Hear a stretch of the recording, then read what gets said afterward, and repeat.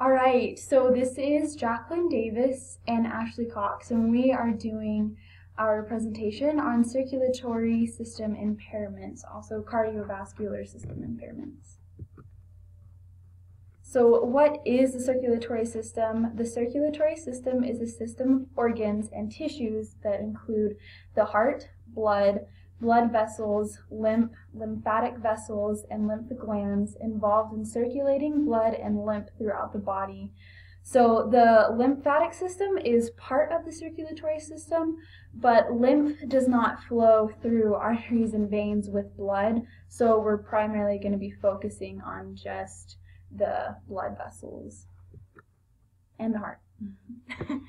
All right, the main causes of chronic diseases are grouped into two main categories. They are statistic risk factors and lifestyle factors. So kind of going into that a little bit, statistic risk factors are things like age, sex, and heredity, and they cannot be altered. While kind of on the flip side, lifestyle factors can be altered, and they're things like diet, exercise, stress, tobacco use, and bad cholesterol or LDL, high LDL. So cardiovascular disease, or we'll just say CVD, is a chronic condition that can either be acquired or congenital. So an acquired disease means that the conditions of the disease and the symptoms of it are developed through life. They're not present during birth. They may not even be present during childhood. It can just start as soon as you're 50 years old. So, and then on the other side, congenital disease deals with conditions that develop prior to birth and are likely to be things like defects in the structure of the heart walls or the valves. So that means already when a child is born or before the birth, there's been some problem with the development of the heart, and it doesn't have the normal structure that a heart should have.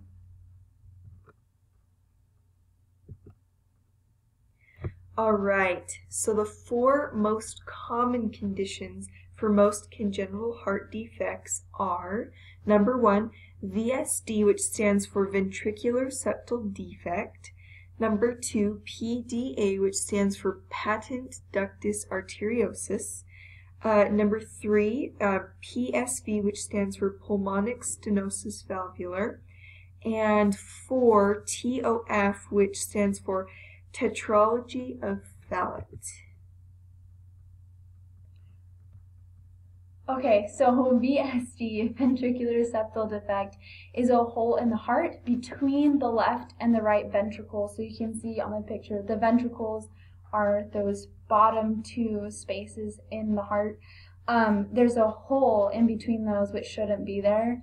So what we should remember too when we're talking about these defects is that the movement of the blood runs on pressure. And so if there's a hole where it shouldn't be, that's going to throw the pressure off.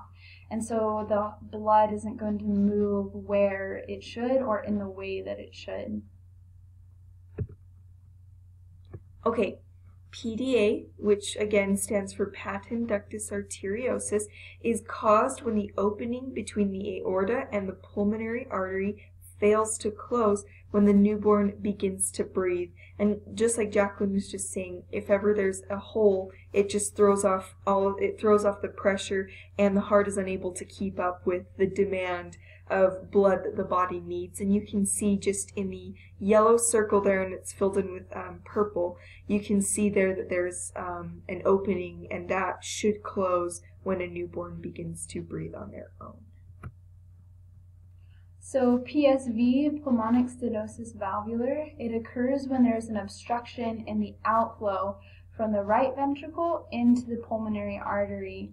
And so this also results in that thickened wall, the hypertrophy of the heart, which is going to cause problems. And that's from the heart trying to pump extra hard to get the blood through that valve, but it can't because there's some kind of an obstruction to that pathway. Okay, and TOF, which stands for tetralogy of Fallot, or blue baby syndrome, is an enlarged right ventricle or an abnormal position of the aorta, causing it to receive blood from both ventricles. So when you see the picture here, it just shows that the right ventricle is enlarged. It throws off the pressure again, it throws off the rhythm and the shape, and the body doesn't get as much oxygenated blood as it needs. And so that's why they're called blue babies, is because literally if a baby has this and they're born, they are a shade of blue because their blood doesn't carry enough oxygen throughout their body. Okay, so we're going to talk really quickly about myocardial infarction versus congestive heart failure, because sometimes they're a little bit confusing. So first we have myocardial infarction, which is another way to say heart attack, and it occurs when the oxygen demand of the heart muscle is greater than the coronary artery supply. Without adequate oxygen, the part of the heart muscle served by the artery dies or is damaged. The heart is responsible for pumping oxygen-rich blood to the rest of the body, providing the energy that the body needs to function. The muscles of the heart itself also need a supply of blood. The coronary arteries, one of which we see here, fill that need. Sometimes a cholesterol plaque forms on the side of the artery, reducing blood flow.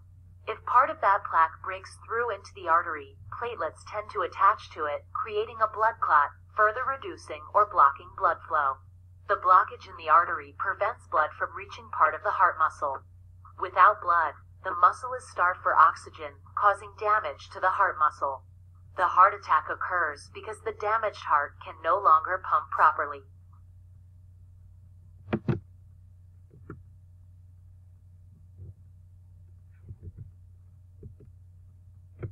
Alright, so the next thing is the congestive heart failure, which is a result from the progressive weakness of the heart muscle, which impairs the pumping action of the heart and can cause an accumulation of fluid in the body's tissues.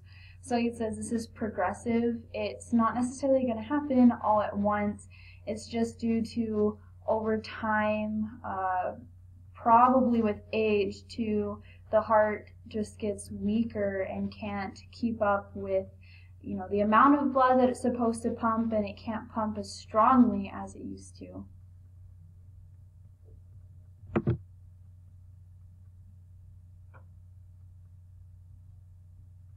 A healthy heart, as seen here, beats approximately 60 to 100 times a minute, providing oxygen-rich blood to the rest of the body.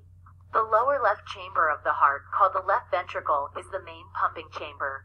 There are many different conditions that can lead to congestive heart failure, including a prior heart attack, high blood pressure, and coronary artery disease. Any of these can prevent the heart from efficiently pumping blood to the rest of the body. As a result, the heart may beat faster, and the ventricle may increase in size, becoming an even less effective pump. When the kidneys sense the reduced blood flow, they attempt to compensate by retaining more water and salt. This excess fluid retention often causes congestion in the tissues and results in swelling and an increased strain on an already weak heart. The progressive effect of the heart failing to properly circulate blood and congestion due to fluid retention is known as congestive heart failure. Okay, so really quickly, what will increase your risk of a circulatory impairment? One way to prevent heart failure is to control conditions that cause heart failure, such as coronary artery disease, high blood pressure, diabetes, or obesity. It's amazing how when you don't take care of your diabetes, or if you are struggling with obesity, how much that increases your likelihood to get some sort of circulatory impairment. And next, what can you do to protect yourself? Like we said earlier, lifestyle changes such as exercising, reducing salt in your diet, managing stress, and losing weight. All of those things will help improve your quality of life.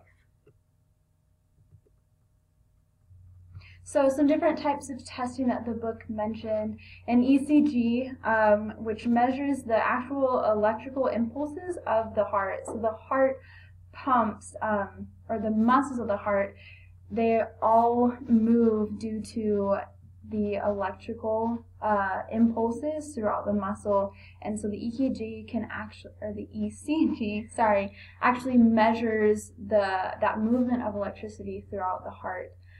Holter monitoring, which is a device worn for 24 to 72 hours, which is just a continuous ECG that's just trying to pick up some type of abnormality in the pumping of the heart. An echocardiogram, which is just a chest ultrasound, which people feel is a little bit more non-invasive, or a CT scan, which is like an X-ray just of the heart or the chest. And then an MRI, doctors use to check the heart through the use of a magnetic field. And all of these things can pick up some different kind of abnormality with the heart. So if there's something wrong with someone's heart, it might not be found on an ECG, but it can be found with an MRI. So it's important to have different types of tests. Okay, treatments are a lifestyle change, medication, and surgery. The doctor will determine the severity of the heart impairment and will move forward from there. For little to moderate impairments, doctors will advise you to change your lifestyle. For example, 30 minutes of exercise a week, or 3 to 5 times a week, and a low-fat, low-sodium diet are typical what a doctor will advise for a lifestyle change. So for a condition that's a little bit more severe, a doctor will actually prescribe some medications to help control the disease or other impairments or some symptoms of the disease. And if the medications are just not an option, or it's not possible to help with the medications, a doctor may advise a procedure to fix damage or a defect to the heart. So, like if somebody was born with a heart condition and they needed surgery because there was a hole somewhere, that's when they would go in and they would do surgery to fix the defect in the heart, basically. So the implications for TR, as with every client, it depends on the circumstances. If it's congenital, so it can't be changed, the TR is going to focus a little bit more on finding meaningful activities that will help them improve their quality of life, kind of as they are with what they can do, and help with community integration. And if the client is dealing with an impairment that is acquired, these are also then a little bit more reversible. The TR will try to help them with educating them on health promotion and assess and plan lifestyle changes that can lower their risk of their disease. Okay, and really fast, we just wanted to show you some of this video. It's a miracle in medicine, and it's just doctors learning to use stem cells to help cure heart defects. They said Roman had hypoplastic left heart syndrome.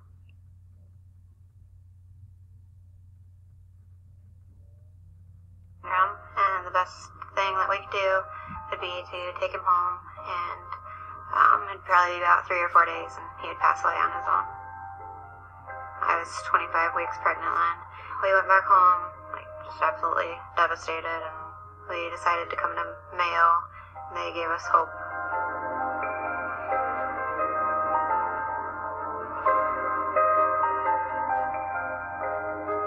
Focus of this initial trial is on the diagnosis of hypoplastic left heart syndrome. And that is a congenital heart defect where half of the heart is not really formed. Now, the ventricle that the child is left with is a ventricle that now has a much bigger responsibility than what it was initially designed for. And so over time, the function of this ventricle gradually can get reduced to the point that the child or maybe a young adult will start to develop symptoms of heart failure. And once the function of the ventricle goes down, we don't have anything that we can do for that. Stem cell therapy has the ability to improve the function of any of these